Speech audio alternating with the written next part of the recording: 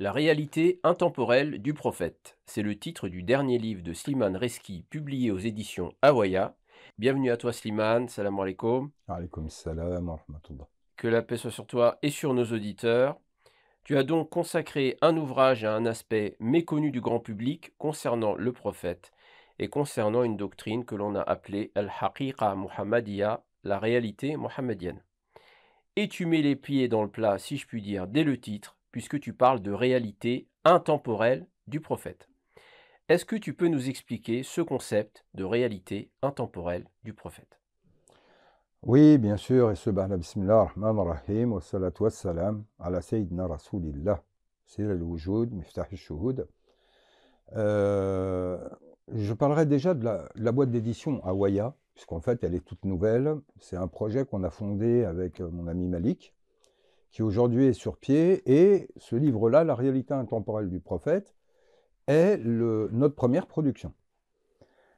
C'est un livre qui, ça fait plus de 10 ans qu'il est en préparation. C'est un sujet qui est très peu abordé. Même en arabe, en dehors de Nabhani, il n'y a pas énormément de traités qui en traitent exhaustivement. Il y a les Tanbihat de Ibn Arabi, il y a quelques mawqif de l'émir qui y sont consacrés, mais dedans, je fais la liste des chouyours, des maîtres, des savants, ceux qui ont écrit sur ce sujet. Et c'est cette notion d'intemporel. Donc je pense que tu désires qu'on insiste sur la notion d'intemporel. C'est qu'en fait, il y a des enseignements qui questionnent, évidemment, puisque le prophète tel qu'on le connaît en tant qu'homme, comme le dit le Coran place dans la bouche du prophète des propos où il dit « Inni basharun mithlukum » « Je suis un homme comme vous ». Donc là, il a une dimension humaine, historique, qui est cadré dans du spatio-temporel, la Mecque, Médine, l'Arabie, il y a un peu plus de 14 siècles, etc. Il a une vie de 63 ans. Il ramène le Coran, il va être l'organe de révélation du Coran, il meurt. Alors, est-ce que réellement la prophétie s'arrête à ce moment-là? La prophétie en tant que telle, oui, mais sa fonction. C'est-à-dire que au moment où il est homme, à 63 ans, il meurt, est-ce qu'il n'est que Bachar?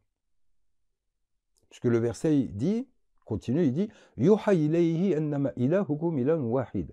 Et il m'a été révélé que votre Dieu est un Dieu unique. Il y a une révélation.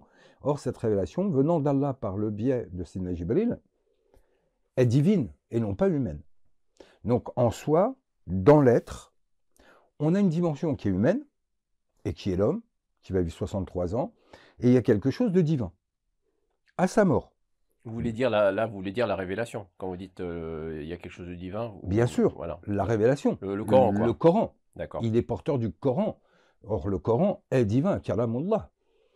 Et quelque part, il s'en est imprégné de sorte à être le Coran.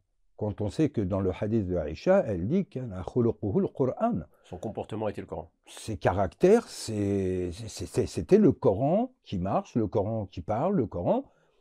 Mais il fallait distinguer les deux. Or, cette distinction, on va la retrouver à de nombreuses reprises. Par exemple, dans le Coran, quand il est dit وَمَا أَرْسَلْنَكَ إِلَّا رَحْمَةً لِلْعَالَمِينَ. Et nous t'avons envoyé, suscité, missionné, comme miséricorde pour tous les mondes. Comment comprendre le terme pour tous les mondes? Est-ce que c'est spatial? Est-ce que c'est temporel? Est-ce que... etc. Si c'est pour les mondes avant lui, comment est-ce qu'il a pu être missionné pour les mondes avant lui alors qu'il n'était pas né en tant qu'homme? Comment peut-il être missionné pour les mondes après lui alors qu'il est mort? Alors, c'est les héritiers, les savants, les chouyours qui vont nous transmettre ce que l'on a de Coran et de Hadith, mais avant, il n'y a ni Coran ni Hadith du prophète. Or, comment est-il avant déjà prophète? Puisqu'un Hadith nous dit, quel est le Hadith de Jabir? Quelle est la première chose qu'Allah a créée? Et il va lui répondre, Nuru nabiyyika ya Jabir, kuntu nabiyyan wa adam bayna at-tin wal ma'.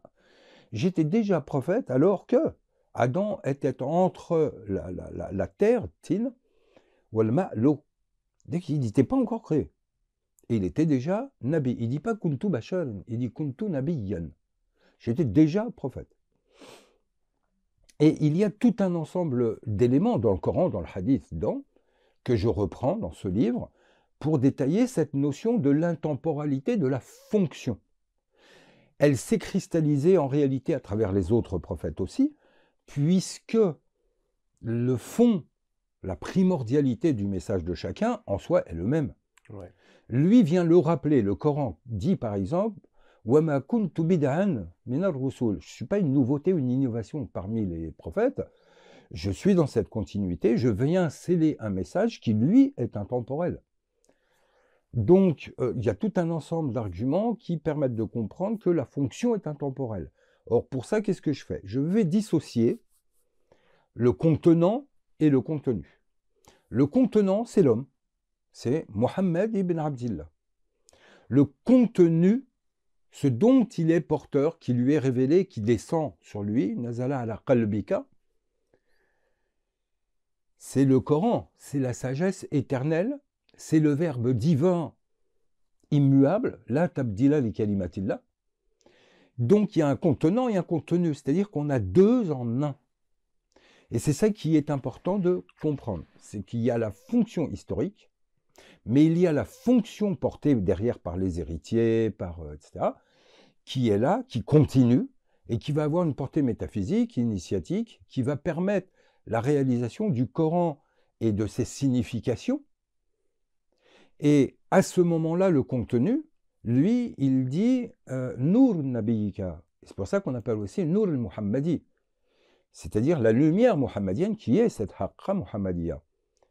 Et cette lumière, elle, c'est celle dont son père était porteur sur le front. Elle est intemporelle, elle est immuable, elle n'est pas spatiale, elle transcende tous les cadres. Et en soi, étant synonyme, comme l'explique très bien l'émir dans ses Mawqif, synonyme de l'esprit universel. C'est de ça dont il est porteur. Alors, ce que je te propose, Ceci, tout le monde le porte. Ce que je te propose, Simone, c'est dans ce premier temps d'échange, c'est d'exposer un petit peu les éléments essentiels que tu développes dans ce livre, hein, donc la réalité intemporelle du prophète aux éditions Awaya, donc toute nouvelle maison d'édition. Donc dans ce premier temps, exposition. Dans un second temps, on aura un petit échange critique pour essayer un petit peu de questionner certains aspects qui peuvent paraître problématiques. Et dans un dernier temps, on essaiera aussi d'aborder le quatrième chapitre, hein, donc, qui est le comportement que le croyant doit avoir à l'égard du prophète, hein, pour essayer un petit peu de réfléchir sur quelle relation le musulman, hein, puisqu'il s'agit de l'islam, quelle relation le musulman a ou devrait avoir avec le prophète, sous quelle modalité et quel bénéfice peut-il tirer justement de cette relation. Alors, pour poursuivre dans ce premier temps, en introduction, tu abordes la question de la fonction prophétique comme clé incontournable d'un cheminement initiatique. Est-ce que tu peux nous rappeler les éléments essentiels de ce qui constitue la fonction prophétique? Tu en as dit quelques mots en introduction, mais est-ce que tu pourrais peut-être approfondir sur la fonction prophétique, en rappelant d'ailleurs, comme tu l'as dit, que cette fonction n'est pas que propre au prophète Mohammed. Ce n'est que le dernier prophète qui a été envoyé, et comme le Coran le rappelle, d'autres prophètes sont venus avant toi.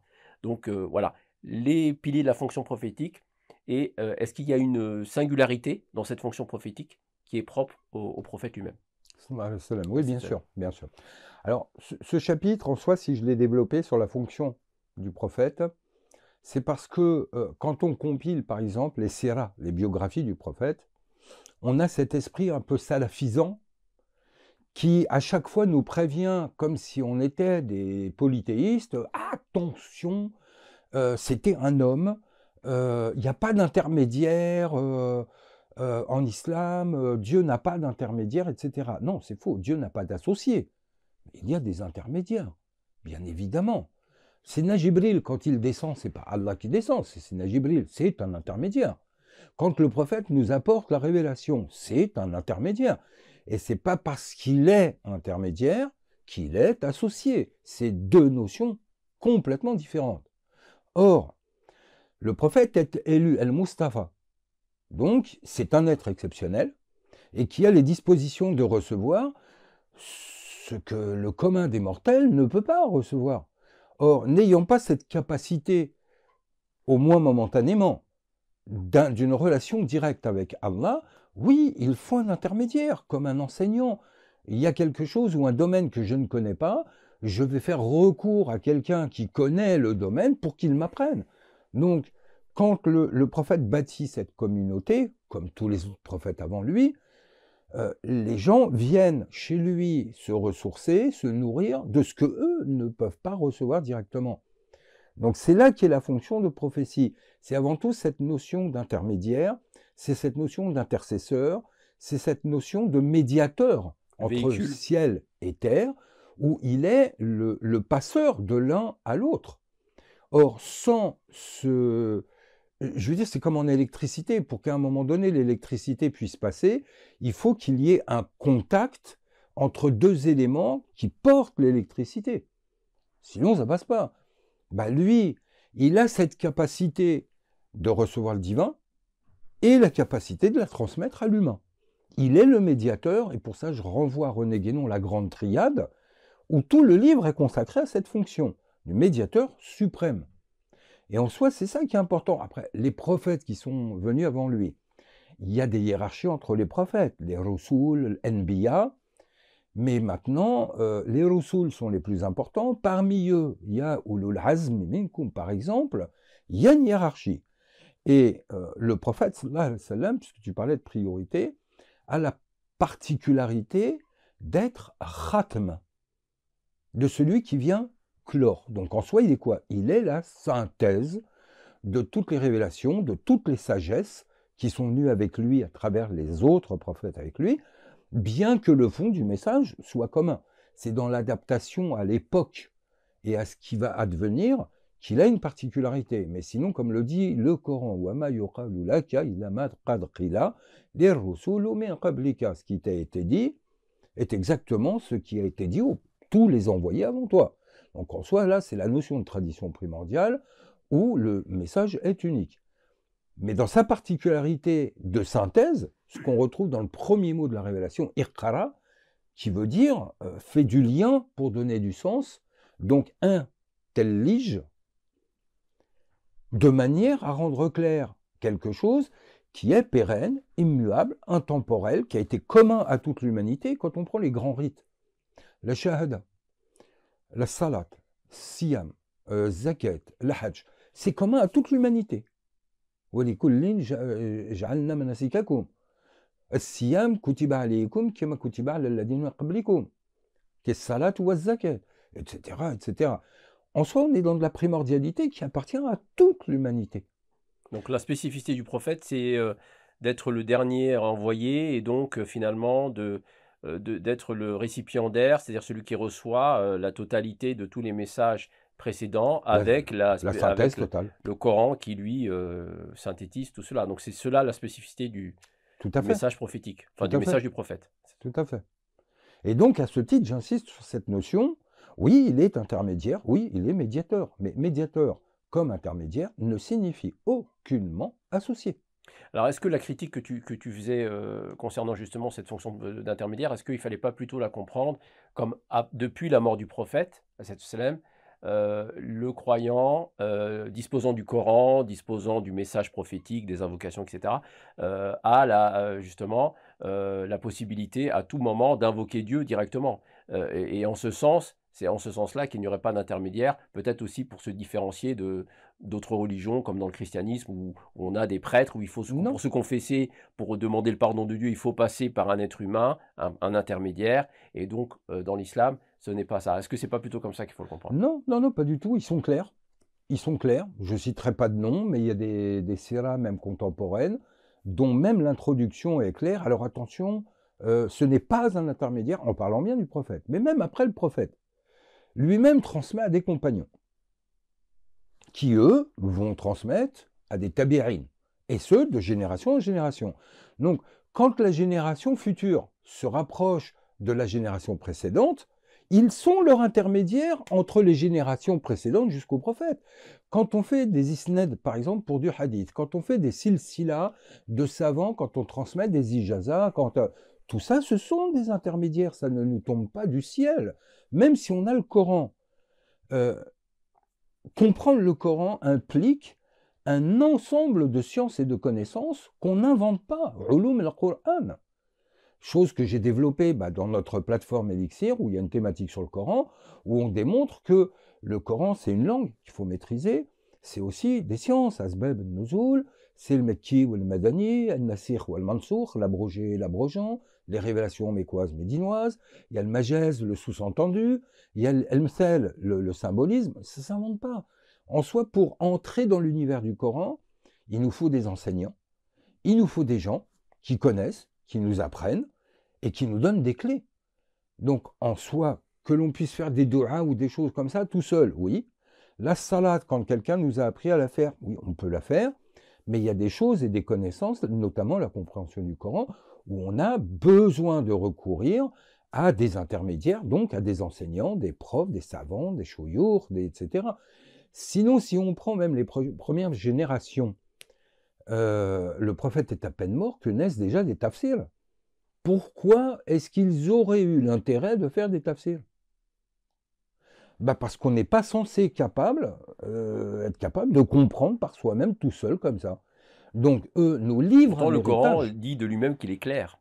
Qu'il est clair et Oui, qu'il mais qu'il ne pourtant, renforme aucune tortuosité ou aucune obscurité, oui, même s'il y a des versets équivoques. Donc, est-ce que cette idée-là, est-ce que le fait de devoir dire il nous faut passer par des tafassirs, etc., est-ce que ça ne, d'une certaine manière, est-ce que ça contredit pas cet aspect du non, Coran? non, pourquoi? Parce que oui, il est bayan. Pourtant, le Coran nous dit de mémoire, c'est Salat al-Rahman, ba'da bismillah ar-Rahman ar-Rahim, ar-Rahman, 'allama al-Qur'an, khalaqa al-insan, 'allamahu al-bayan. Et il lui a enseigné l'évidence. Si c'est évident, on n'a pas besoin d'un enseignement. Donc si on veut arriver à l'évidence, il faut un enseignement. 'Allamahu al-bayan. Le Coran, qu'est-ce qu'il nous dit? Il nous dit Fas'alu ahlu dhikri in kuntum la ta'lamun. Quand vous ne savez pas, demandez aux gens de dhikr, d'expérience, de connaissance. Donc c'est qu'on peut ne pas savoir, on peut tomber sur des choses et se dire je ne vois pas. Les compagnons questionnaient très régulièrement le prophète, Yas'alunaka, qu'on retrouve très souvent dans le Coran, et ils viennent te questionner à propos de. Parce qu'il y a des choses qui ne sont pas évidentes. Une fois qu'on te les a expliquées, une fois qu'on t'a donné les clés de compréhension, ça devient évident. Mais par nous-mêmes, la capacité d'arriver à l'évidence directement, elle n'est pas acquise. Ça réclame une formation, ça réclame un enseignement, ça réclame beaucoup de choses. Or, pour ça, qu'est-ce qu'on fait? On suit ce que le Coran nous demande, comme le verset que je viens de citer. Allez voir les gens de connaissance. Inna rahmati qaribun min al-muhsinin. Allez voir les muhsinin, car la grâce d'Allah est proche d'eux. Donc automatiquement, le Coran, qu'est-ce qu'il nous dit aussi? Il nous dit Hal yastawi alladhina ya'lamun wal ladina la ya'lamun. Est-ce que ceux qui savent sont-ils semblables à ceux qui ne savent pas? Le Coran répond lui-même non. Donc automatiquement, quand nous on est dans un parcours de connaître Allah, de connaître notre islam, de connaître le Coran, de connaître évidemment que les deux premières connaissances qui sont nécessaires, c'est le Coran et celui qui l'amène, le prophète. Donc l'étude de la Sira, par exemple, était une obligation dans toutes les écoles coraniques et les instituts depuis la nuit des temps. C'était une obligation parce que tout reposait là-dessus. Tout. Sinon, on peut, par exemple, quand on aborde le Coran, on va prendre le Coran dans son évidence. Donc, pour les gens, l'évidence est synonyme de littéralité. Or, on sait ô combien, je ne vais pas le répéter, combien de savants ont écrit sur la bêtise de se conformer à une littéralité qui en soi comporte des sous-entendus ou du symbolisme. Donc par exemple, quand on va dire au prophète David et Salomon, nous avons reçu la connaissance de la langue des oiseaux. Nous a été enseigné la langue des oiseaux. Ça veut dire quoi? Ils chantaient comme le rouge-gorge, comme le rossignol, comme ils comprenaient les oiseaux, le croassement du corbeau, ça veut dire quoi? Bien évidemment que non, ça ne veut pas dire ça. Alors qu'est-ce que ça veut dire? Et c'est là qu'il faut revenir déjà au hadith, puisque le prophète est le premier interprète du Coran.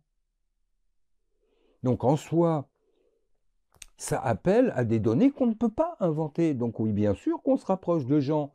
Or, le prophète, sallallahu alayhi wa sallam, est ce médiateur et cet intermédiaire suprême avec Allah, et ne serait-ce que sur ce que l'on fait, le fait de se conformer à lui, l'imam Shafi'i, mais j'en cite plusieurs, Omar ibn al-Khattab ou d'autres, nous disent tant que tu ne clôt pas, un khatm, tant que tu ne clôt pas ce que tu fais par une salat ala nabi, ce que tu as fait ne monte pas à Allah.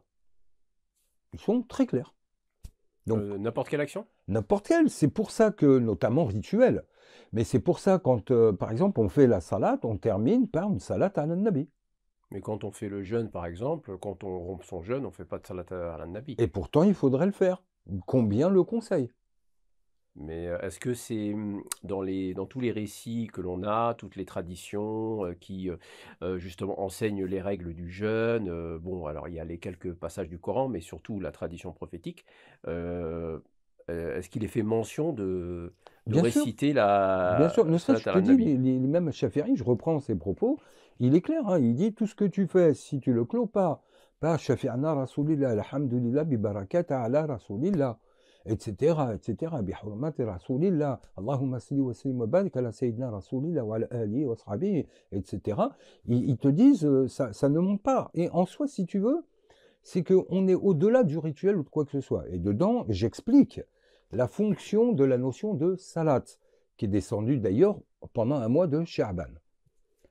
Et on voit bien les chancellements, les enchaînements logiques. Par exemple, en Rajab, on a 3 mois qui se suivent. Rajab, Sha'ban, Ramadan. Rajab, le mois d'Allah. Et là, le prophète est invité, Isra wal Mi'raj, il monte. Ensuite, on a Sha'ban, qui est le mois du prophète, sallallahu alayhi wa sallam. Et là est descendu l'ordre de prier sur le prophète. Inna Allah wa malaikatahu yusalluna ala nabi ya ayyuhalladhina amanu wal akhiri. Et on a mois de Ramadan qui est le mois de la communauté. On retrouve les 3 plans, on retrouve un enchaînement. Le prophète est au milieu. Le mois du Coran. Le mois du Coran et de la communauté, Mmh. de la révélation, etc. Donc là, le prophète monte, il reçoit. On nous demande as-salat ala nabi. C'est quoi ce salat? Dans le hadith, il dit as-salat sila. C'est être en lien à. Donc, et soyez en lien avec le prophète. Donc, qu'est-ce que veut dire être en lien avec le prophète? C'est déjà être en lien avec le Coran, puisque c'est ce qui nous amène et c'est ce qui est le plus important. Pour ça qu'en Ramadan, le mois de la communauté, c'est Coran, Coran, Coran, Coran, Coran, Coran. Les tarawih, mais pas seulement, même en journée. Partout. Toujours, toujours, toujours. Derrière, quand on finit du Coran, quand on finit, qu'est-ce qu'on fait quand on finit un passage du Coran? On dit Sadaqallahu al-azim wa ballaha rasuluhu al-Mustafa al-Karim sallallahu alayhi wa sallam. Allahumma salli wa sallim wa barik inna Allah wa malaika. On fait des salats ala nabi après toute lecture de Coran. Mais c'est un acte surérogatoire, parce que ce que vous disiez, enfin ce que tu disais précédemment, avait quand même un aspect très, comment dire, normatif. C'était une obligation, sinon les actes ne sont pas validés. C'est-à-dire quand on fait ses ablutions, il faudrait faire salat ala nabi à la fin. Quand on donnerait une pièce à un pauvre, il faudrait faire salat ala nabi. Donc c'est, Alors, alors en on n'a fait, pas, on n'a pas ces références-là dans les textes l'acte, qui sont aussi systématiques que ça. C'est ça que je veux dire. l'acte en lui-même est une salate au moment où tu l'as fait selon une ordonnance prophétique. Puisqu'en fait, tu pourrais les faire pour différentes raisons et de différentes façons. Or, au moment où tu le fais, en te conformant à ce que le prophète a amené par le Coran ou par la Sunna, tu viens de te mettre en lien avec lui. D'accord. Puisque tu viens de faire les choses comme lui t'a demandé de le faire. Par exemple, jeûner. Tu as vu qu'il y a des jeûnes aujourd'hui qui existent, des jeûnes thérapeutiques où on ne boit que de l'eau, ou etc., etc. On pourrait dire que c'est un jeûne. Au moment où tu ferais ce jeûne-là, ça reste un jeûne pour le corps, c'est probablement bon, mais il n'est pas en relation avec le prophète. C'est pas ce jeûne-là qu'il a amené. Il a amené un jeûne particulier avec des règles très précises, du Fajr jusqu'au Maghrib, avec des consignes, des interdits, etc., etc. Sorti de là, ce n'est plus le jeûne du prophète, tu n'es plus en lien avec le prophète. Tu peux jeûner, mais tu n'es plus en lien avec Sayyidina Rasulillah. Tu fais la salat. La salat, c'est être en lien par le cœur, mais dans les modalités que le prophète nous a emmenées. Je ne vais pas faire la salade comme ça. Je ne vais pas sauter à la corde en considérant que c'est une salade. Je ne vais pas, je sais pas, poser des œufs et puis faire « Oh mon Dieu !» en estimant que c'est une salade. Non. La salade, dans les modalités sont larges, beaucoup plus larges qu'on ne le pense, mais dans des modalités que le prophète a amenées. Or, dans tous les cas, tu vas au pèlerinage, tu finis, de faire une salade à la Sayyidina Rasulillah, c'est très bien. Donc, mais ce qui est important, et c'est ce que parce que ce livre, il a une portée avant tout métaphysique et initiatique, beaucoup plus que rituel. Donc, quand je vais reprendre des rites ou autre chose, ou des explications comme ça, c'est dans leur portée, notamment initiatique. Donc, par exemple, la salat ala nabi. Comme le dit Sidna Omar, ou comme le dit l'imam al-Shafi'i, radiyallahu anhu, s'il n'y a pas salat ala nabi qui vient clore, qui vient comme la cerise sur le gâteau, qui vient vraiment conclure la chose, l'embellir là, elle n'arrivera pas à Allah. Pourquoi? Parce que si tu passes pas par le prophète, tu n'arriveras pas à Allah. Si on n'a pas le prophète, on ne sait pas comment aller à Allah. Si on n'avait pas le prophète, on n'aurait pas l'islam. On n'aurait pas le Coran. On n'aurait pas la Sunna. Donc la salat, beaucoup plus que le fait de dire quelque chose, et ça peut être fait très rapidement. Quand on fait du dhikr, par exemple, très souvent, quand on clôt le dhikr, on va dire par exemple La ilaha illallah, la ilaha illallah, la ilaha illallah, shafi'ana rasulallah. On revient au prophète, shafi'ana rasulallah. Et en fait, ce qui est important de comprendre ici, c'est quoi? C'est que tout ce que tu fais, si c'est pas en lien avec le prophète, Allah ne le prendra pas. Mais tu disais tout à l'heure, et après je clôturerai pour qu'on avance sur les autres aspects que tu abordes, que tout ce que le musulman fait en fidélité avec la sunna du prophète, Est sans une qu'il... salat al nabi. Voilà. Mais ça, c'est très intéressant ce que tu dis. Et donc, finalement, ça enlève un peu les petites les questions ou les difficultés que je soulevais par rapport au propos de Shafi'i, de l'imam Shafi'i, sur le fait que s'il n'y avait pas la salat al nabi, les actions ne sont pas validées. C'est quand même une affirmation qui est lourde de conséquences pour beaucoup de musulmans. Oui, mais parce que ça implique beaucoup de choses que lui-même explique. Et en soi, la première des silas, le premier lien qui doit être établi avec le prophète, c'est avant tout l'amour. Mahabbatullah, mahabbat al-Rasul, l'amour d'Allah et son prophète est la clé universelle de tout. Si nous ne sommes pas porteurs d'amour, et notamment pour Allah et pour le prophète, Qul fa in kuntum tuhibbuna Allah fattabi'uni. Le prophète dit, si tu veux me suivre, première condition, aie de l'amour pour Allah. Lui, qu'est-ce qu'il dit? Il dit, moi je ne demande rien. Siwa mahabba mahabbat al-qurba. C'est tout, l'amour. Lui, il s'appelle El-Habib. Il est Rahmatan lil alamin. Donc c'est qu'est-ce que tu as comme lien avec lui? Soit en tant que savant où tu connais sa vie parfaitement, ou sinon, ne serait-ce qu'en tant que musulman lambda, le prophète, il représente quoi dans ta vie? Le lien, il est où? En quoi tu t'inspires de lui? En quoi tu as compris qu'il est la porte de Dieu, il est la clé de l'ouverture, il est la source par laquelle tout coule. Il est celui qui a emmené la rahma, qui nous a emmené le Coran, et ça c'est là, c'est vivant, c'est nous. Mais de surcroît, la lumière qu'il est, il est aussi l'intellect. Et là je renvoie sur des longs passages d'Ibn Arabi et de l'émir, où il donne les synonymes de cette fonction, c'est l'esprit, c'est le logos, c'est le verbe, c'est le miroir de Dieu dans lequel il se reflète par ses attributs. C'est l'esprit universel, ils en citent. Et en soi, ça c'est quoi? C'est quelque chose qui est en toi.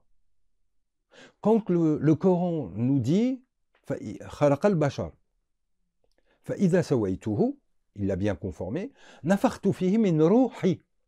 C'est pas le souffle de vie, ça c'est l'âme, anima. Ar-ruh, c'est l'intellect, c'est la haqqa muhammadiyya, c'est le verbe divin, tout ça c'est synonyme. Or ça, il l'a insufflé en chacun de nous. Le Coran nous dit également وَأَعْلَمُ أَنَّ فِيكُمْ رَسُولَ اللَّهِ. Est-ce qu'on peut pas dire que c'est une interprétation, ça? Parce que Minuruhi, de notre esprit, c'est-à-dire de l'esprit divin, mais de l'esprit divin, mais pas... Là, c'est du littéral. De l'esprit divin, oui, mais... Ruhi. Ouais. C'est grammaire. En grammaire, tu ne peux pas traduire autrement. Ouais, de mon esprit. de mon esprit, oui, oui. Tu ne peux pas traduire autrement. Donc là, on Oui, n'est même pas dans oui, l'interprétation. mais de l'esprit divin.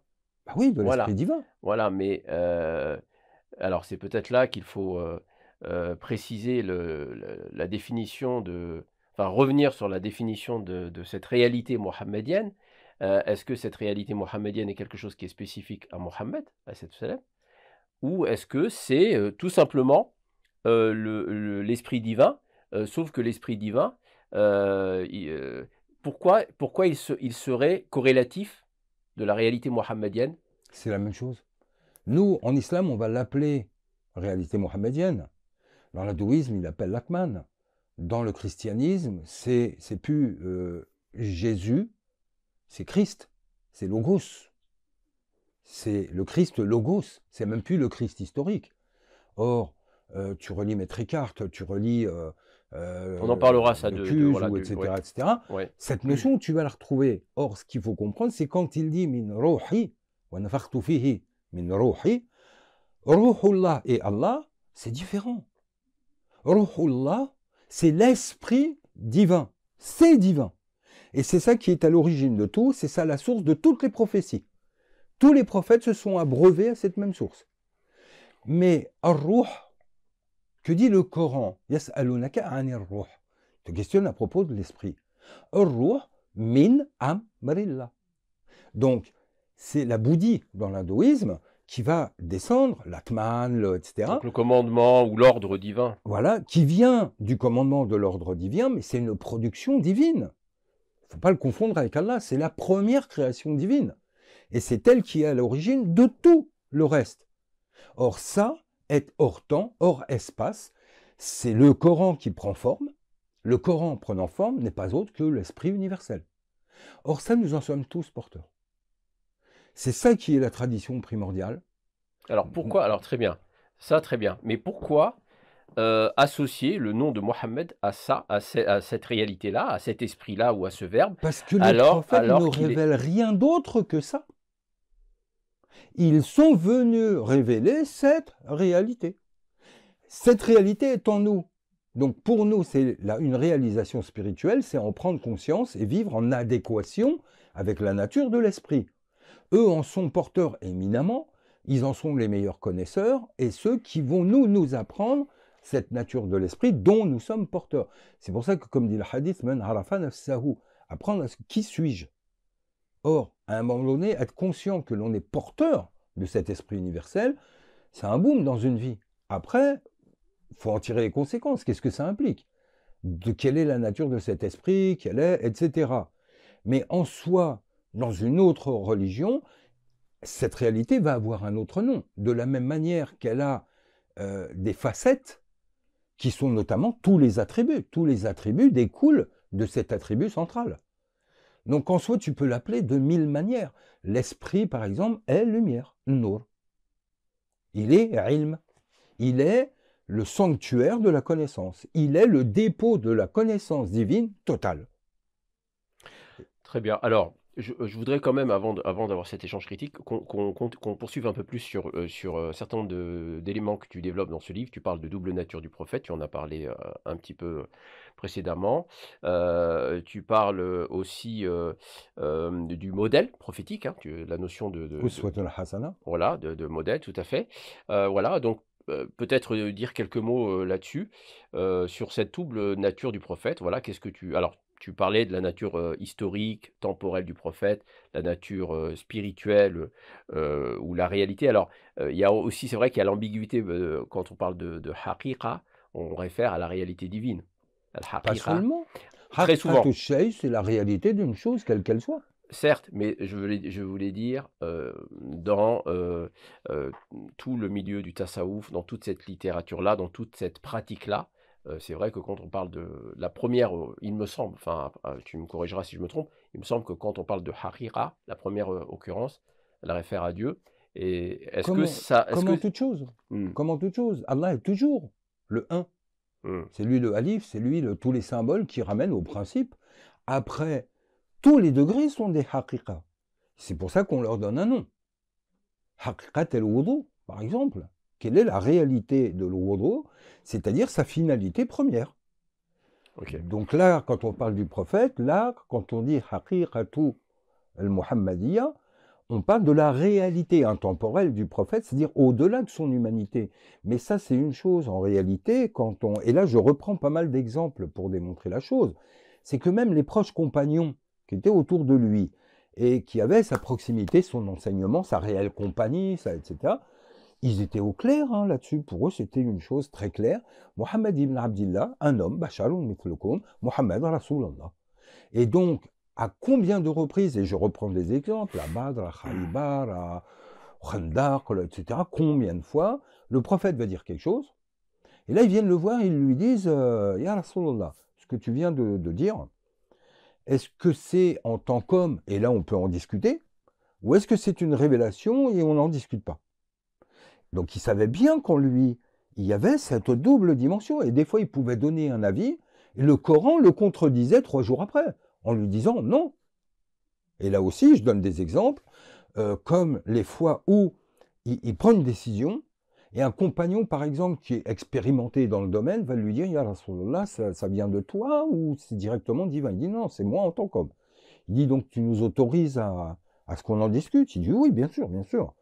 Et le compagnon va donner un avis, et des fois ils sont 4, 5, 6, ils échangent, et là on voit le prophète changer d'avis en disant c'est très judicieux, c'est un très bon avis, on va faire ce que tu as proposé.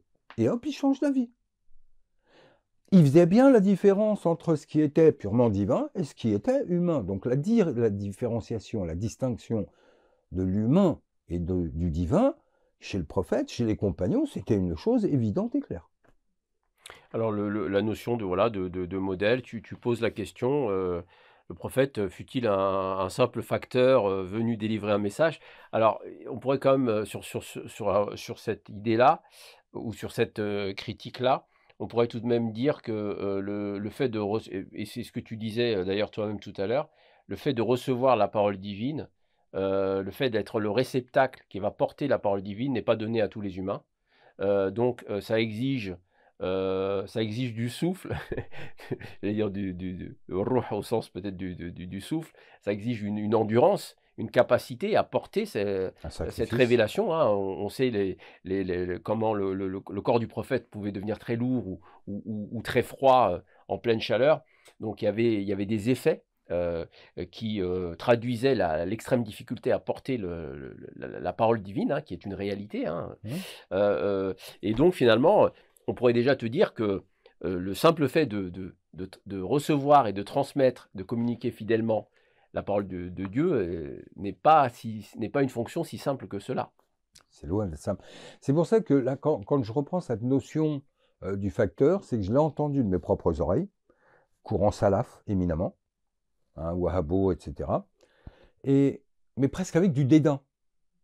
C'est-à-dire, bah ça y est, quoi, il est mort, c'est bon, maintenant c'est Allah, Allah, Allah, Allah. Quelque part, il y a un dédain. De la personne, même historique. C'est un dédain, parce que c'était un être tout à fait exceptionnel. Et ça, il ne faut pas le perdre de vue. Il y a vraiment un choix divin, El-Mukhtar, celui qui est choisi, élu.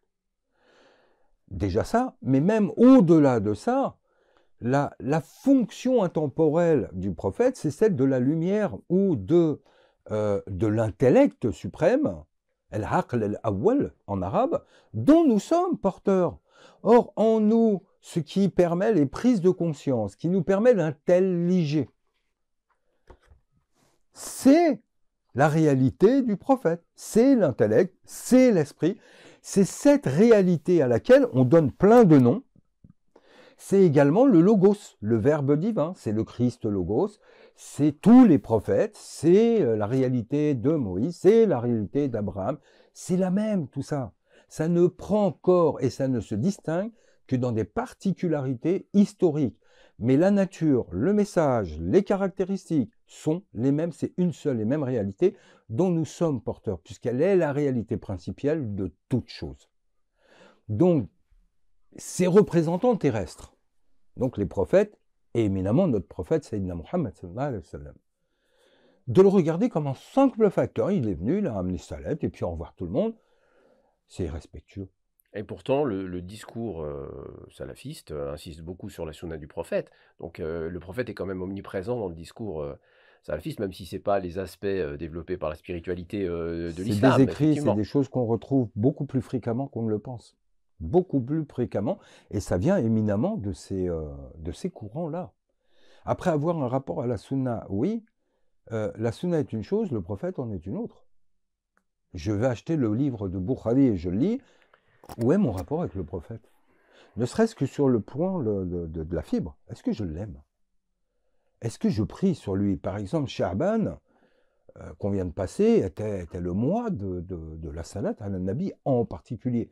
Tous les mois le sont, mais en particulier Sha'ban. Le vendredi notamment. Le vendredi, par exemple.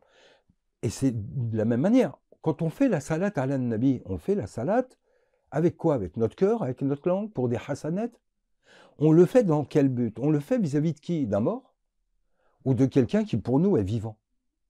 Quand on fait le tahiyya, on dit Assalamu alayka ya ayyuhan nabi, c'est du présent.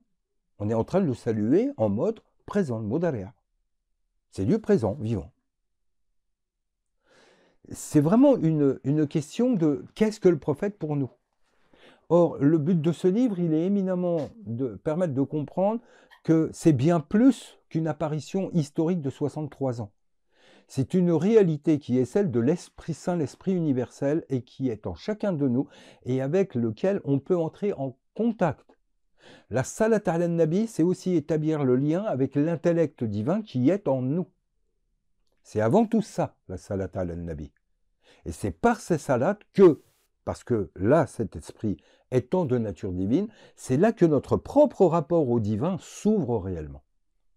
Alors, j'aborde l'aspect. Alors, d'une certaine manière, tu viens de répondre à l'échange critique que je voulais avoir avec toi, Slimane, concernant cette réalité mohammedienne.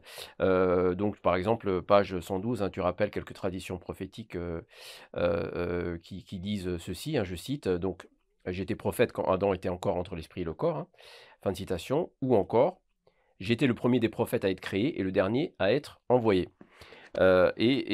Finalement, quand on lit, quand on lit ces hadiths et quand on lit un peu, certains éléments de la doctrine que tu exposes, hein, dans ton livre, c'est vrai qu'on pense beaucoup au christianisme, notamment à des passages que tu as toi-même rappelés dans cet échange, je me souviens que j'étais tombé, un peu par hasard, il y a quelques mois de ça, sur un passage de l'évangile de Jean qui disait, je cite, Jésus leur dit, en vérité, je vous le dis, avant qu'Abraham fût, je suis.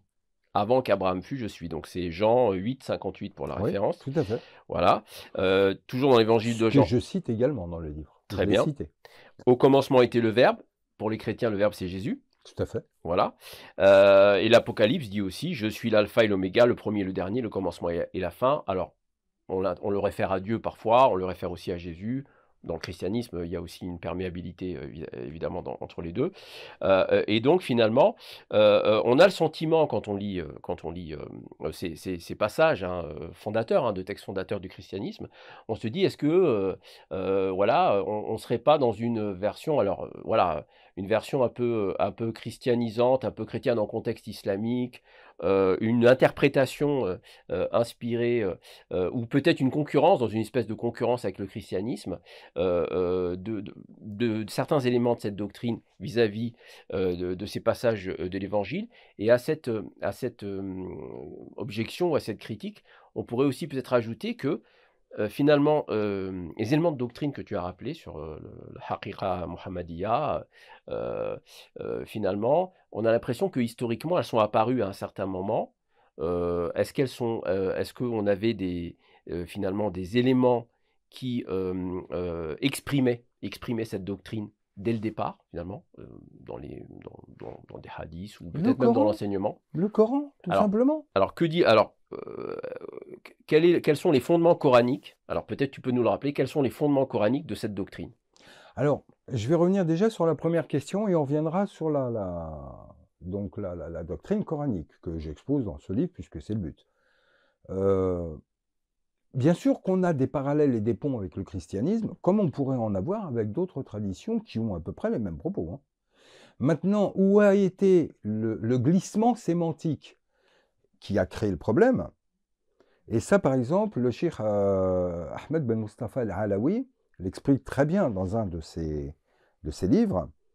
Il dit, le problème qu'a connu le christianisme, c'est qu'en fait, ils ont fait un raccourci, et au lieu de considérer cette double nature humaine et divine, ils n'ont considéré que la nature divine, ils en ont oublié l'humain, et donc, il n'y avait plus de différence entre lui et Dieu.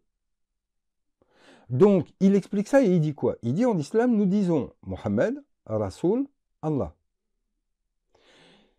Il est l'envoyé, et c'est justement cette fonction de médiation, quelque part, qui permet le lien avec le divin, mais qui la distingue du divin. Parce qu'il dit, si on enlevait cette fonction de médiation, il resterait Mohammed, Allah.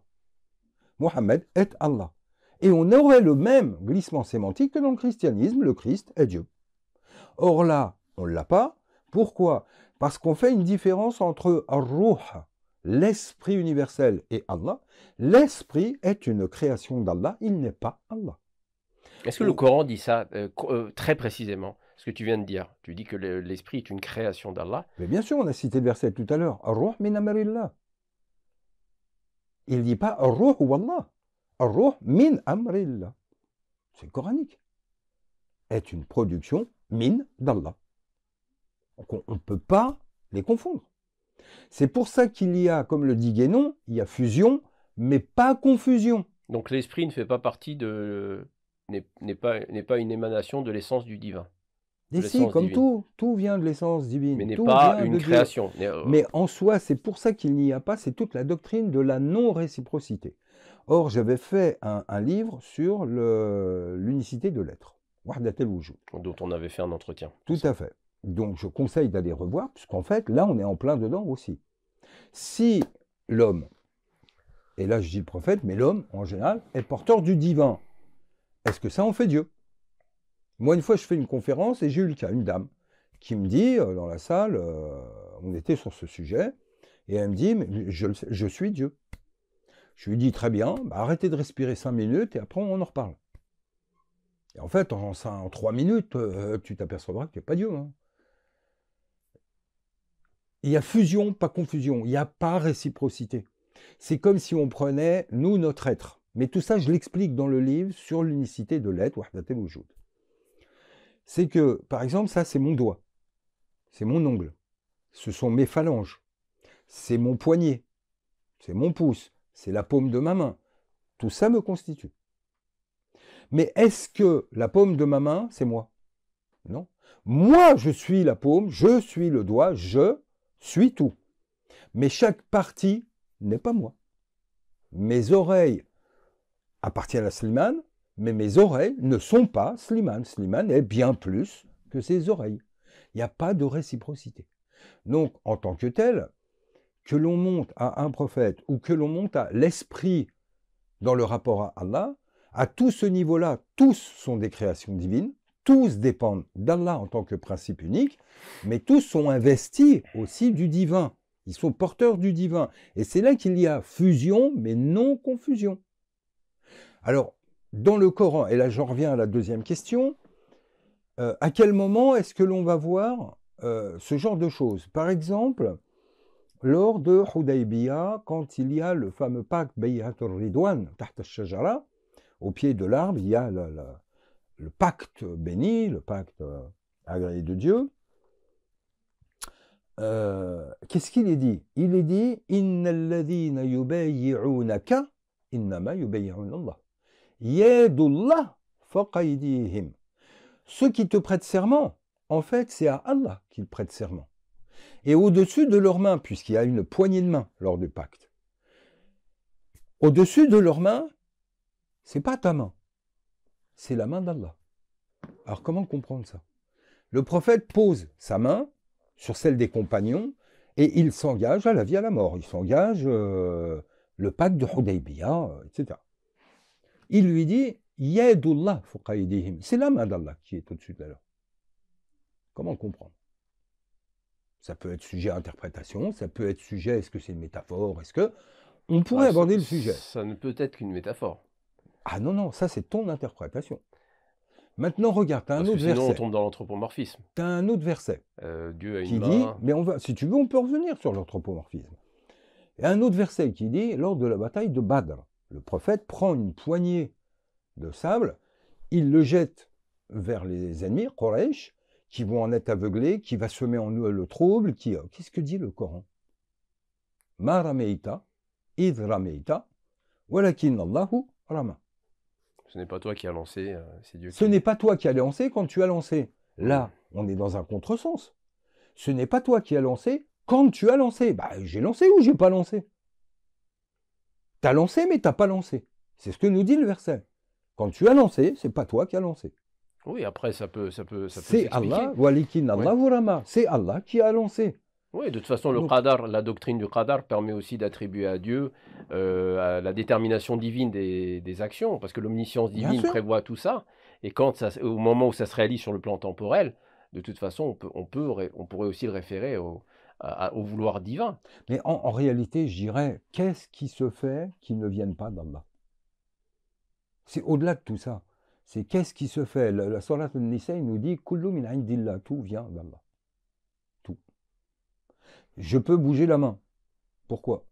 Parce que là, il y a un pouvoir. Il faut un pouvoir, qudra, pour pouvoir bouger. Il faut un savoir, sinon elle bougerait n'importe quoi. Il faut un vouloir, une volonté. Je veux bouger ma main. La volonté, elle est divine. Le pouvoir, il est divin. Le savoir, il est divin. Donc en fait, quoi qu'il se fasse, se fait parce que Allah nous a confié des attributs et nous permet, sinon rien ne se ferait. Donc en soi, que tu en prennes conscience, c'est là qu'on est dans cette limite entre l'humain et le divin. Mais évidemment que c'est une production humaine, mais sans le divin, il n'y a rien.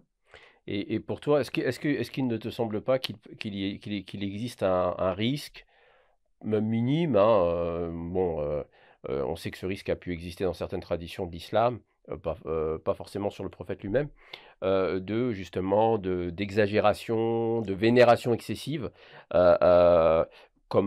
comme dans le christianisme, tu le citais tout à l'heure, comme dans le christianisme, on est tombé dans cette confusion, dans cette occultation. Dieu a été occulté dans la figure de Jésus. Oui, bien sûr qu'il est là. Voilà, et est-ce qu'on se rappelle de cette tradition prophétique où le prophète dit ne m'adorez pas ou ne me vénérez pas comme les chrétiens ont vénéré Jésus, n'exagérez pas.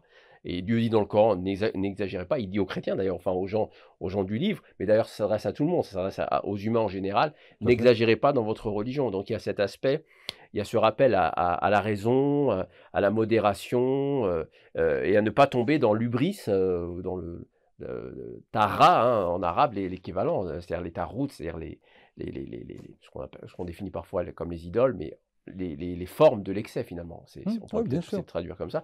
Est-ce que pour toi, il n'y a pas ce risque-là dans cette hyperbolisation du prophète? Si, bien sûr, mais pas spécialement concernant le prophète. Tu sais, quand je vois l'islam aujourd'hui, ô combien les savants sont vénérés, ô combien les chouyours dans le soufisme sont vénérés, où on voit des comportements, il ne faut pas tourner autour du pot, c'est du shirk. De l'association à Dieu. C'est pas autre chose, c'est de l'adoration, de l'idolâtrie, etc., etc. Faut pas se tromper, faut être clair. Oui, c'est de l'idolâtrie. Quand je vois les gens, par exemple, aujourd'hui, ils te parlent beaucoup plus des avis des savants que d'Allah ou du Coran. Quand tu lui dis, mais avant d'aller à des hommes, dans le Coran, c'est où? Il est dit quoi? Le rapport au Coran, il est nul. Oui, mais un tel a dit. J'en parlais l'autre fois avec des amis, puis on discute. Et puis dans la discussion, il dit quelque chose, tu lui dis, mais tu sors ça d'où? On m'a dit, j'ai entendu, un tel a écrit, etc., etc. Parle-moi du Coran, parle-moi du prophète. Viens déjà à la source avant de parler des savants. Si la source déjà te donne les réponses, pourquoi tu vas aller voir des hommes? Surtout qu'ils ont tous divergé entre eux. Or, aujourd'hui, la place de l'homme, le dogme, par exemple, du dogmatisme, c'est devenu la religion des hommes, plus d'Allah et du prophète. Donc oui, bien évidemment, le prophète, sallallahu alayhi wa sallam, par exemple, On a une histoire où quelqu'un, un beau jour, vient et se met à genoux devant lui, veut même lui embrasser. Et puis il le relève comme ça. Et il lui dit, la sujoud siwa lillah. On ne s'abaisse devant personne. Iyyak na'budu. Il le relève, stop. C'est quoi cette manière de faire? Ça, on le voit plus rarement aujourd'hui. Quand on voit des comportements qu'on va appeler de l'amour, de la vénération, etc., ça tourne à l'idolâtrie. Ça tourne à l'idolâtrie. Moi, des fois, j'entends des absurdités du style « on a évité un accident, c'est grâce à la baraka de Sidna Shir ». Allahu Akbar. Shir, c'est Dieu, c'est Allah. Alors, quelle méthode, quel conseil tu donnes justement pour à la fois faire preuve de considération à l'égard du prophète par rapport à son statut et par rapport à ses sacrifices et par rapport au fait qu'il a été choisi comme véhicule et comme modèle de l'adorateur, le serviteur. Hein, de Nigri, il a écrit un ouvrage sur le serviteur, Mohammed comme figure du serviteur, du Abd, et le fait qu'une porte ouverte. Cela pourrait être la porte ouverte justement à toutes ces formes d'idolâtrie, hein, on peut le dire comme ça, qui existent, qui ont existé et qui peut-être probablement existeront encore. La limite est très ténue. Après, je dirais, je rejoindrai ce que tu viens de dire, c'est que la clé salvatrice, c'est de se souvenir d'une chose, encore une fois, la salat ala nabi, être en lien avec lui. Ce qui n'est pas uniquement le fait de prononcer des mots. Allahumma salli ala sayyidina Muhammad. C'est pas que ça, la salat. Salat, c'est être en lien. Donc, il est modèle. Donc, c'est s'inspirer du modèle. Or, quand il fait Isra ou al-Mi'raj, qu'il est Qaba Qawsayn, au plus proche d'Allah, au plus proche, qu'est-ce qu'il fait? C'est là qu'est révélé le tahiyya, tahiyyatu lillah, zakiyatu lillah, tayyibatu salawatu lillah, assalamu alayka ya ayyuhan nabi, etc., etc. Et qu'est-ce qu'il dit dans la shahada? Il dit ashhadu an la ilaha illallah wa ashhadu anna muhammadan abduhu wa rasuluhu. Abduhu. Et là, il rajoute abduhu. Al-abd, al-ubudiyya. C'est là qu'est la clé de toute la voie. N'oublie jamais que tu es un abd, que tu es à son service, tu n'es pas lui. Le rayon du soleil vient du soleil, n'est pas le soleil. Donc à partir de là, c'est là qu'il y a fusion, mais pas confusion. Le rayon du soleil dépend entièrement du soleil. Il est solaire, il n'est pas le soleil. Et c'est là que les confusions peuvent être délicates. C'est comme dans les versets qu'on a vus, quand il dit, quand tu as lancé, tu n'as pas lancé. C'est Allah qui a lancé. Donc quelque part, au moment où il lance, c'est lui qui lance, et en même temps, c'est Allah qui lance. C'est les deux. La main qui est utilisée, c'est la sienne, et la production, l'idée, la production de ce que va produire le lancer est divine. Oh, il y a deux. C'est pour ça qu'encore une fois, je parle de contenant et de contenu, de l'homme et de ce dont il est porteur qui est divin. Et il y a bien fusion, ça sort de lui. Par exemple, il va donner un avis. Ça sort de sa bouche. 3 jours après, le Coran descend et dit non, c'est pas ça. Et là, il corrige. La correction, elle sort d'où? De la même bouche. Oui, mais après, c'est la différence entre le statut de la parole coranique, donc la parole divine, et la parole prophétique. Ça fait bien deux. Voilà, qui sortent de la même bouche, mais qui ne sont pas émises par le même être. Ça fait bien deux. Même s'il y a des hadiths qui sont inspirés par Dieu, mais Oui. c'est pas la littéralité. Mais ça fait bien deux. Ça fait bien deux, ouais. Ça fait bien deux. Donc dans les deux, c'est là tout le but du livre, c'est qu'il y a bien un prophète historique, temporel, corporel, et il y a autre chose aussi qui est Rasulallah, et qui est d'une autre nature, et qui est quelque chose de différent, dont il a été porteur, dont il a été complètement conscient, mais qui quelque part passe par lui, mais n'est pas lui. Et qui est quelque chose d'intemporel. Quand il dit Rahmatan lil alamin, comment peut-il être une miséricorde pour des gens qui sont venus avant sa naissance? Il n'était pas né. Comment est-ce qu'il a pu être miséricorde pour eux? Alors, on pourrait te dire qu'avant que le prophète vienne, il y a eu d'autres prophètes et que chaque prophète a eu un apostolat qui fait que... oui, mais que dit le Coran? وَمَا مُحَمَّدٌ إِلَّا رَسُولٌ قَدْ خَلَتْ مِنْ قَبْلِهِ رُسُلٌ. Oui, donc, mais ce n'est qu'un envoyé, un messager plutôt. Mohammed n'est qu'un messager et d'autres messagers sont passés avant Oui, lui. d'accord, je suis d'accord avec toi. C'est une manière de voir qui est juste aussi, puisqu'ils sont porteurs de la même sagesse. Maintenant, là, le Coran, il est bayyin, comme tu le dis, il est clair. Il aurait pu dire, nous vous avons tous envoyés comme miséricorde, afin de toucher toute l'humanité. Lil alamin, tous, depuis le premier jusqu'au dernier. Comment c'est pas ce qu'il dit? Il dit, Wama arsalnaka. On pourrait Toi, aussi oui, alors c'est vrai que la toi, rahma c'est est une toi. spécificité mohammedienne dans le Coran, mais après on pourrait dire qu'il y a aussi effectivement l'intercession, donc là on est dans l'eschatologie, l'intercession, du prophète, ou dans certaines traditions, c'est l'humanité, qui recherche justement, qui veut hâter, le moment du jugement, qui s'adresse à l'ensemble des prophètes et tous les prophètes renvoient au prophète Mohammed, et on pourrait tout à fait dire que cette, rahma aussi, elle pourrait se manifester là. C'est-à-dire, Oui, mais il y a est-ce que plusieurs tu portes arrives, d'entrée à cette compréhension, c'est ça que je veux tu dire. arrives à comprendre que ça, c'est un discours religieux que l'on peut entendre dans toutes les traditions? Tu as vu le verset que tu citais de l'Évangile, quand le Christ dit, avant qu'Abraham soit, je fus. Avant qu'Abraham fût, Fut, je suis. je suis. Là, il est en train de dire quoi? C'est la même chose. Le Christ qui parle là, qui est le Christ Logos. Et la Haqqa Muhammadiyya, c'est une seule et même chose. Donc c'est une fonction, en fait, C'est une ce n'est fonction. pas la personne, il n'y a pas de contradiction, on pourrait dire c'est soit l'un, soit l'autre. Non, Donc là, c'est pas les personnes historiques qu'on a connues, les prophètes, bien sûr. mais des fonctions. C'est une fonction. D'accord. C'est une fonction avant tout. Regarde par exemple comment on a le contenant, le contenu. On a cette double dimension. Quand tu prends tout à l'heure, on parlait de facteur, on va prendre l'exemple du facteur. Quelqu'un vient et t'amène une lettre le matin. Et disons qu'il s'appelle Jean-Louis. Qui t'a amené la lettre? Jean-Louis ou le facteur? Donc c'est la personne ou sa fonction? C'est sa fonction. C'est les deux. Oui, c'est les deux, bien sûr, C'est les deux. mais un autre facteur aurait pu me la ramener. Voilà. C'est-à-dire que la fonction, Donc elle, est c'est ça pérenne. qui l'emporte. La fonction est pérenne, intemporelle. Demain, Jean-Louis n'est plus là. Il a une mutation, etc. Et bien, tu vas avoir Gaston qui arrive, ou Mouloud, ou ce que tu veux, et qui prend la fonction. Et il va l'assumer le temps qu'il l'assume, et il est facteur. Les deux, on les appelle facteurs. Ils ont des noms différents, Jean-Louis et Gaston, mais les deux sont facteurs. Là, il y a un point commun, c'est un facteur, facteur. Or, pour les prophètes, on pourrait faire prophète, prophète, prophète, prophète, prophète, et là, Adam, Noé, Saleh, Houd, Ibrahim, etc. Dans le contenant, l'être, l'homme, c'est différent. Ils ont des époques, des terres, des lieux, des langues, tout est différent. Mais ce dont ils sont porteurs, la prophétie, elle est unique. Comment ça veut dire, ça signifie quoi? Ok, la fonction, la prophétie, fut avant que les prophètes furent eux-mêmes. Mais ça signifie quoi? Parce qu'il n'y a pas de prophétie sans prophète qui la porte.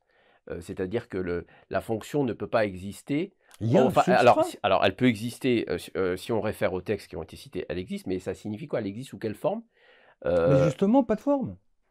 Donc elle peut avoir un substrat qui est celui de l'esprit, qui est celui de la lumière.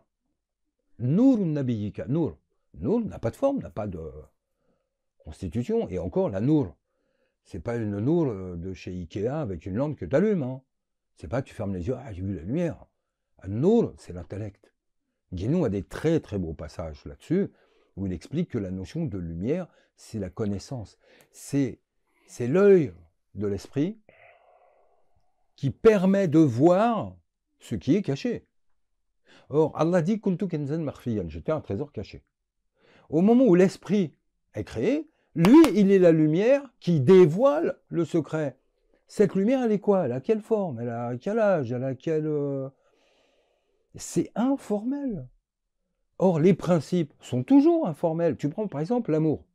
L'amour est un principe qui en soi est informel. Par contre, la manière dont tu vas l'exprimer est informelle. Ça peut être un sourire, ça peut être une caresse dans les cheveux, ça peut être un bonbon, ça peut être un dépannage, ça peut être une accolade, ça peut être... Il y a 1000 façons de manifester de l'amour. Mais ça, ce sont des facettes de l'amour, ce n'est pas l'amour. L'amour, en principe, il est au-delà de toutes ces facettes. Et bien là, c'est pareil. Pour ça que quand tu reprends l'ordre de prier sur le prophète dans le Coran, il dit « Inna Allah wa malaikatahu yusalluna ala nabi » Il dit pas « yusalluna ala Muhammad ». Yusalluna ala nabi, c'est la fonction indépendamment de son individualisation. Donc le chrétien qui va prier sur Jésus, il fait salat ala nabi. Est-ce que tu peux rappeler le sens de ce passage coranique pour éviter justement le contresens qui dirait comment Dieu peut prier alors il s'agit de prier sur le prophète et pas de prier le prophète. Mais c'est quand même important de rappeler qu'on a du mal à comprendre la notion de salat, de solli, Oui. à référer à Dieu. Comment Dieu peut prier? Parce que nous prions tous Dieu. Comment Dieu lui-même peut prier? Alors justement, c'est un problème, c'est sans doute un problème de traduction. Est-ce que tu peux, préciser ce point-là? Bien sûr qu'il est important à comprendre. Et d'ailleurs, ça s'est posé. Quand le verset est descendu, les compagnons ont demandé, Ya Rasulallah, est-ce qu'on doit faire des sujdas devant toi? Est-ce qu'il y a plusieurs fois par jour? Est-ce que comme Allah, il y a un mode d'adoration? Il y a, etc. Il dit non, non, non, non, non. Et c'est là qu'il a expliqué. La notion de salat, tant qu'on la détache de sa signification terminologique, linguistique, sémantique, si, là, rejoindre, joindre, conjoindre, unir, être en lien, en contact. Au moment où on enlève ça, même le mot prière en français, il n'a pas de signification. Donc, qu'a dit le prophète? C'est là qu'il a expliqué, il n'y a pas besoin d'ablution, il n'y a pas besoin de être en lien avec moi. Eh bien, c'est recevoir et se conformer à mon modèle. C'est aussi dans les paroles de dire Allahumma salli. Et il avait notamment donné la salat el-Ibrahimiyya, mais pas seulement. Et les compagnons avaient des salats et ils se demandaient, ils allaient le voir et ils lui disaient oui, il n'y a pas de souci.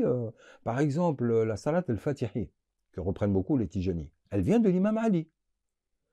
اللهم صل على سيدنا محمد الفاتح لما أغلق والخاتم لما سبق ناصر الحق بالحق والهادي إلى صراطك المستقيم. Ça vient de Sina Ali. وعلى آله حق قدره ومقدار العظيم, ça vient de Sidi Ahmed Tijani radiyallahu anhu.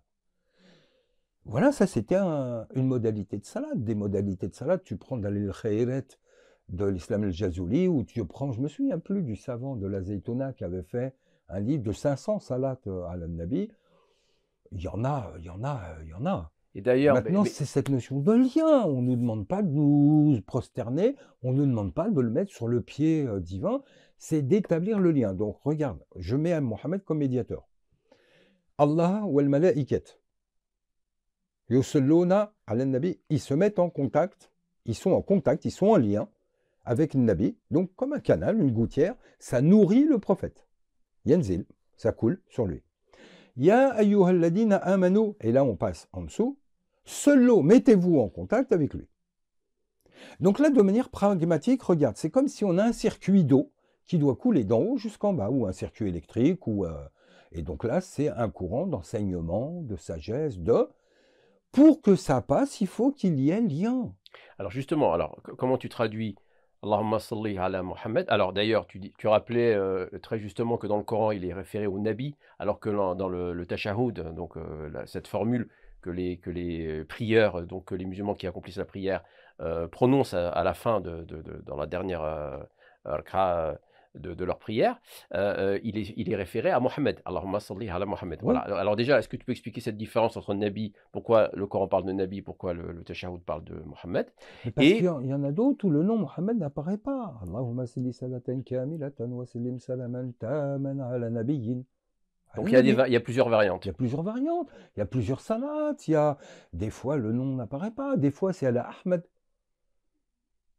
etc. Il y a beaucoup de variantes. Le prophète n'a pas enseigné qu'une salat ala nabi.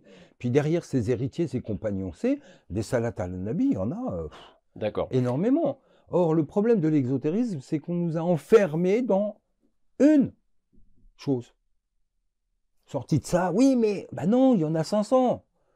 Calme-toi, regarde, il y en a Ala al-Mustafa, Ala al-Bashir wa nadir Ala al-Siraj al-Munir, il y en a plein. Et comment, alors, très bien, et comment tu traduirais donc finalement Allahumma salli ala Muhammad ou ala Nabi, comment pour les non-arabophones, comment tu leur traduirais pour qu'ils saisissent le sens et justement que ce soit pas oh Dieu prie sur Mohammed ou sur le prophète.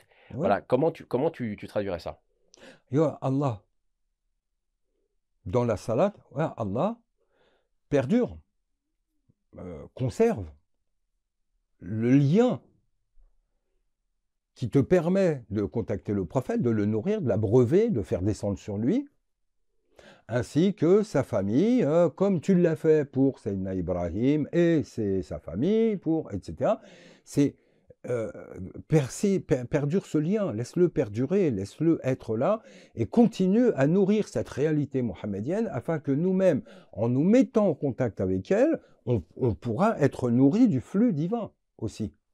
Merci beaucoup, Simone, pour cette, présentation donc, de ton dernier ouvrage. Je rappelle le titre: «La réalité intemporelle du prophète», donc aux éditions, Hawaïa, hein. Vous pourrez vous enfin, l'ouvrage est disponible, hein, chez notre sponsor qui est la librairie de l'Orient, par exemple. Je rappelle aussi, Sima, donc que tu es un grand spécialiste de la pensée de René Guénon, du soufisme en général et que tu es le cofondateur, pardon, d'une plateforme d'enseignement en ligne qui s'appelle, Elixir Formation, hein, donc pour tous les passionnés de spiritualité et de métaphysique. Je ne saurais trop vous conseiller de, vous inscrire, à Elixir Formation. Voilà, merci, à tous nos auditeurs pour leur fidélité. N'hésitez pas à poser vos questions et à nourrir le fil de commentaires de vos observations. N'oubliez pas de vous abonner à notre chaîne pour soutenir notre travail et j'aurai le plaisir de vous recevoir, enfin de vous revoir pardon, très prochainement pour un entretien sur Musen TV. Merci. Inch'Allah, avec grand plaisir, merci à vous, merci beaucoup.